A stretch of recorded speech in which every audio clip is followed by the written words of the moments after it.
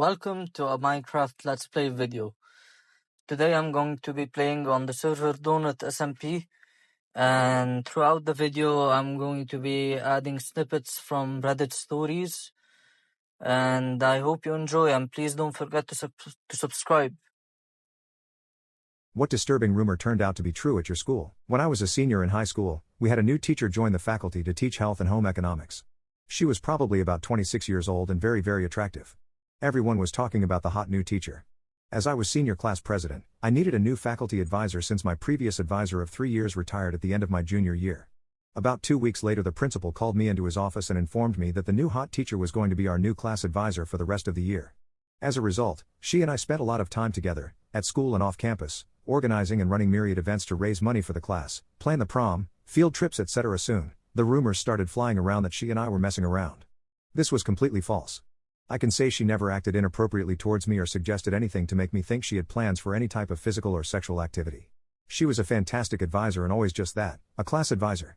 I spent the rest of the year denying these rumors with friends, with teachers and with parents. I was even interrogated by my wrestling coach the day before the district championship match. She and I had a laugh about it at graduation as she had to face similar questions from other faculty as well as the principal.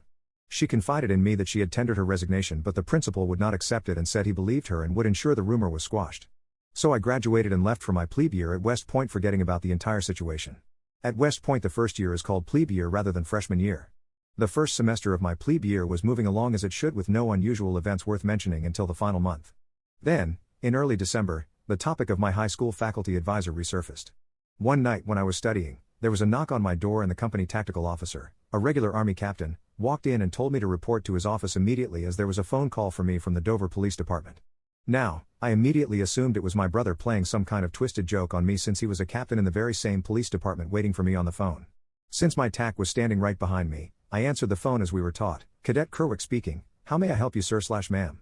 I immediately recognized the voice on the other end.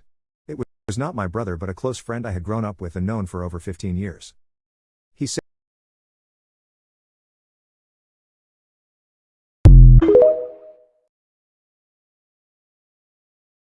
"What is the dumbest lie you ever told?" Then had to follow through with it because someone believed it. My grandfather passed away recently and left a handwritten confession to my grandmother where he exposed the biggest lie he has ever told. In this letter, my grandfather retold the story of his first date with her. For their first date, they went to a cafe and he asked for salt in his coffee. She was obviously very visibly confused, because what lunatic asks for salt in his coffee? He explained to her that he was from a coastal city and he went swimming a lot as a child.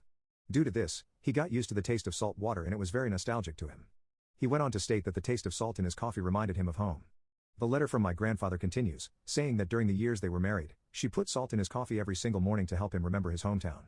My grandfather goes on to explain that he thanked her for this every single time, but when she would turn around, he would quietly chuckle while cursing silently at himself for being so stupid all those years ago. The letter finishes with a deep confession from him. My grandfather writes that during their first date at the cafe, he was so nervous that he asked for salt instead of sugar accidentally.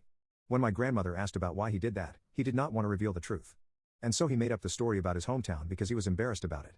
Over the years, he had always hated the taste of salted coffee, but drank it because he loved her and knew that she added it because she thought he liked it.